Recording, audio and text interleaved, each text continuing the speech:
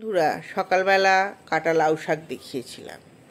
এখন দেখুন সেই লাউ শাক লক্ষ্মী কাটছে এবং আমার সঙ্গে মণি আছে, আমার ছোটো মেয়ে আছে।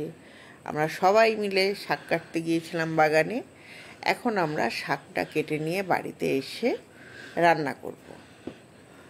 তা এই তরকারিটা আমার বাবার খুব প্রিয় একটা তরকারি ছিল। লাউ শাক, বেগুন, আলু, চিংড়ি মাছ দিয়ে সর্ষে পোস্ত বাটা দিয়ে ঝাল, ভীষণ ভালো হয়।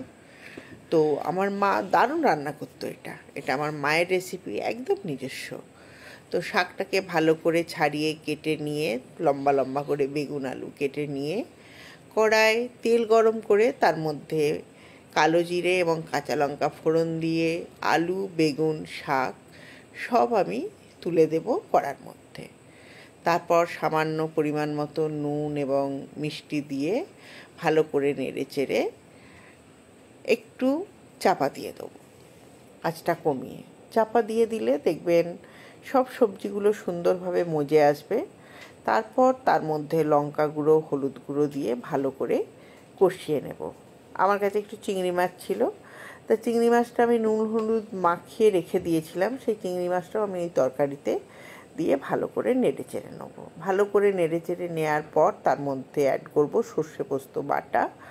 সেটা দিয়ে ভালো করে নেড়ে চেড়ে নিয়ে তার মধ্যে যে শাকটা ছিল সেটা দিয়ে আমি চাপা দিয়ে দেবো। বন্ধুরা, আমি জল দেব না তরকারিটাতে। ওই নুনের স্পর্শে সেই শাক থেকে, সবজি থেকে যে জল বেরোবে সেটা দিয়েই একটা মাখামাখি সুন্দর তরকারি হবে। খুব ভালো লাগে খেতে। আপনারা করে দেখবেন কেমন হয়েছে। সেই তরকারির স্বাদ আমায় জানাবেন, আমারও ভালো লাগবে। এটা আমার মায়ের খুব পছন্দের রেসিপি, আমার বাবা খুব ভালোবাসতো। আজকে আমি সেই রেসিপিটাই এখানে রাখলাম।